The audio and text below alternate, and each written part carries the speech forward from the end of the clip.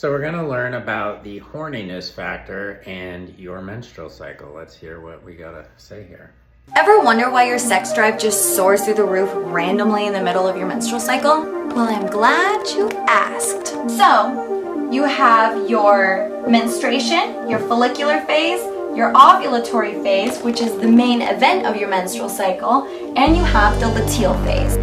It's actually the luteal phase, not the luteal phase. But anyways, the diagram that she drew is actually interesting because it's what you see in a lot of textbooks.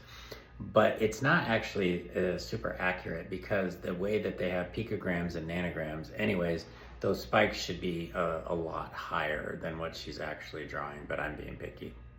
And during our menstrual cycle, we have a cycle of sex hormones that make our body do certain things.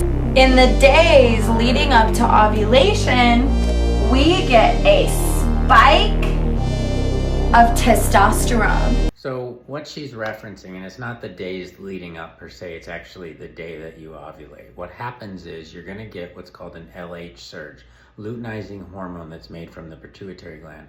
As that luteinizing hormone increases, it's going to stimulate a cell inside the ovary called a theca cell, and a theca cell makes testosterone.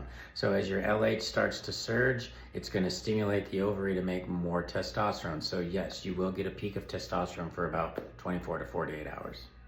The sudden spike of this sex hormone is what makes your sex drive skyrocket in the days leading up to your 6-day fertile window. This is why you randomly, but not so randomly, get a spike in your sex drive in the middle of your cycle. This is assuming that sex drive is just testosterone dependent, and as we all know, maybe when you're her age in your 20s and you get a testosterone spike, that's going to make you want to have sex. But as you get older, 30s, 40s, 50s, sex drive is multifaceted. It's stress, it's relationships, it's sleep, it's money, it's kids, it's all of the things. When you're young and you got no other responsibilities, then a huge testosterone surge definitely might make you want to have sex. But as you age, it could be a little more nuanced. It's because your body's telling you that it wants to make a baby. And the body is programmed to make a baby, so she's right about that. So keep in mind, testosterone, my favorite hormone, super important for not just libido, but for muscular and bone health, a good mindset, and just having that drive and that motivation. So end of the lesson.